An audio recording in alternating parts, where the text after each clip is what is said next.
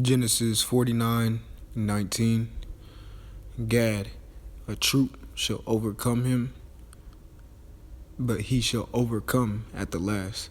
I want to give all praises to Yahweh, Ba'ashem, Yahweh Shai. Give double honors to the GMS, apostles and elders who rule well. I want to give peace, love, and salutations to all the Akim out there preaching this word with all truth and sincerity. Just wanted to get a lesson and some quick facts and some quick scriptures about the tribe of GAD. All right. And again, it reads Genesis 49:19. GAD, a troop shall overcome him, but he shall overcome at the last. With that, it says GAD, a troop shall overcome him. All right. Doing just a little bit of research.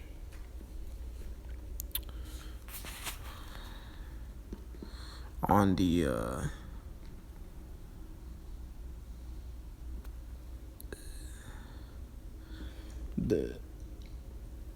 on some of the things that did a little bit of research on some of the things that actually happened to the tribe of GAD, even Reuben, all the so-called Native Americans. This is the Indian Removal Act. The Indian Removal Act was signed into law by President the Devil, Andrew Jackson. He's also really known for obviously this act, the mass murder he did to the so-called Native Americans, and primarily the Trail of Tears. All right. The Indian Removal Act was signed into law by President Andrew Jackson on May 28th, 1830, authorizing the president to grant unsettled lands west of the Mississippi in exchange for Indian lands within existing state borders. A few tribes went peacefully, but many resisted the relocation policy. Of course they resisted, because this was their land. They were here first, and you can get those accounts in the Apocrypha in Second Esdras. It tells you how they got here, All right. Ultimately, the so-called white man, Esau, he's an immigrant. And it's funny because Trump wants to push all the immigrants out of America, but ultimately the so-called white man is the immigrant. They need to be pushed out of the land, because this is not their land.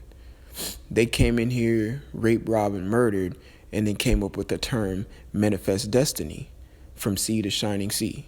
That's off. And this right here was the Indian Removal Act was another act to fulfill manifest destiny. All right. The United States took down GAD. All right. And there's a lot of accounts where even the Seminole Indians, who was the Reubenites, during slavery times, when Judah was in slavery, where they took fugitive slaves. That gives you another indication on how so-called Negroes, Hispanics, and Native Americans, we're family, we're the same people, we're all Israelites, The United States, they had cavalry, and that was a troop that overcame the Native Americans, I'm gonna get in Deuteronomy, let's see, 33, let's go to 20.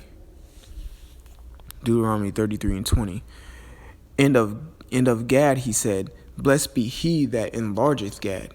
He dwelleth as a lion, and teareth the arm with the crown of the head. All right. I'm just getting quick scriptures on Gad. The crown of the head, right there. You can look up pictures of Native Americans, and they had that crown of feathers. The scriptures describe Gad to the T, and I'm gonna get some more scriptures to show you that these scriptures are real. I know also in the scriptures it talks about Reuben, Gad, and I think half the tribe of Manasseh. These tribes of Israel were the warriors of Israel. They went out to battle. They were like frontliners, if you want to say, out in the battle, and we can get that account as well. Like again, I'm just getting just quick scriptures, simple facts, things that that prove that the so-called Native Americans who need to wake up, that they're Israelites according to the scriptures. All right. I'm gonna get Deuteronomy 28 and let's see, and 33. All right.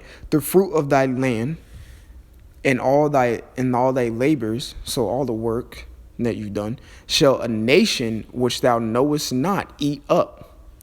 So the fruit of thy land and all thy labors, so all that work you put in, and all the you can even say all the nutrients of that land, all the crops, the cattle, everything. And there's man, the so-called white man in Esau. I'm just gonna say Esau. These Edomite crackers in I think 1873 came. Well, they were already in this land, obviously, but in 1873 they were getting rid of a lot of the tribes of Gad, the Native Americans. And in 1873 they decided to kill off 1.5 million buffalo. They killed off 1.5 million buffalo in 1 year. And you can look it up. There's a so-called white man standing on top or standing next to a skull, like millions of skulls of buffalo. And I'm going to finish this scripture, and I'm going to see if I can pull it up for more edification. The fruit of thy land and thy labors, and all thy labors shall a nation which thou knowest not eat up, and thou shalt be only oppressed and cursed always. Like, the Esau came over to this land, raped, robbed, murdered, stole, took land, took our food, took our heritage away from us, isolated us into and I'm saying us because it's Gad, Reuben, they're all everyone's, we're Israelites. It isolated us in reservations. He took our land, all the things that we worked for, we worked hard on. He came and took it. And when they came, we didn't know who that was. You know what I'm saying? Obviously, in that time, Let me get that. Let me see if I can pull that picture up of the wickedness of Esau.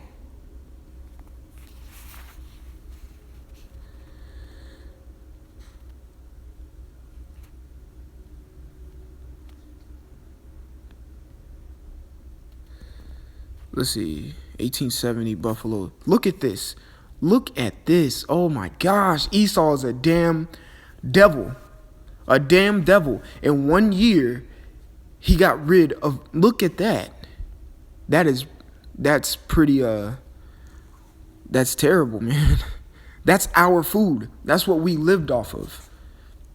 And when you do the accounts of looking up Native Americans, how we did it was we would hunt and we would use every bit of that animal. If we had a buffalo, we would kill it. We would use the fat for I know you're not supposed to use the fat, but say you would use the buffalo hide to make a tent or to make clothing. We'd use the bones to make weapons. We'd use the meat obviously to live. You know what I'm saying? It's or to eat, Man, Esau's a damn devil. Look at that. That was ridiculous. But they came over here, and what possesses you to commit a crime like that? To kill 1.5 million buffalo in 1 year. All right, let's go back to these scriptures and just get some more accounts on the tribe of Gad. All right, let's go to 1 Chronicles 12. We're going to get verse 8, I want to say. And the Gadites, 1 Chronicles 12 and 8, and the Gadites, they're separating themselves unto David, King David, into the hold, to the wilderness, men of might, and the men of war fit for battle. They could handle shield and buckler, though whose faces were like the faces of lions, because the Native Americans used to paint their faces for wartime. When they went to war, they would paint. They'll have like that hand on their face. You know what I'm talking about. Matter of fact, if you ever watched the movie Magnificent Seven with Denzel Washington, there was a Gadite who was in that little clique that he made, and he had his face painted because he knew he was going to war. And whereas swift as the rose upon the mountains, there's you can do some more research on Gad, man. They used to put water in their mouth and run like 300 miles straight and not even drink that water that was in their mouth. They were swift. They knew the land, 1 Chronicles 5 and 18. I don't want to make this too long, so I'm going to scripture. The sons of Reuben and the Gadites and half the tribe of Manasseh, of valiant men able to bear buckler and sword, again, and to shoot with the bow, and skillful in war. You look up the accounts again on the Seminole Indians and Native American tribes. They were swift with the bow. They used the sword. They had the shields. They knew how to ride horseback. They were talented. You know what I'm saying? And they were skillful in war. They knew tactics. They knew the land. They knew how to ambush. They knew how to hunt. They knew how to hunt animals and men. Were 40,703 score that went out to war. Some more. Let's get a little bit more. Let's see. Let's go to bear with me. Look at this. Isaiah 42 and 22. But this is a people robbed and spoiled. They are all of them snared in holes. They are hid in prison houses. They are for prey, and none delivereth, for spoil, and none saith restore. That's straight up right there, But I was just giving some quick, insight on Gad, some scriptures. With that, I want to give all praises to Yahweh, Ba'ashem, Yahweh Shai. Double honors to the GMS apostles and elders who rule well. Peace, love, salutation to the elect, to the first fruit, elect 144. Shalom.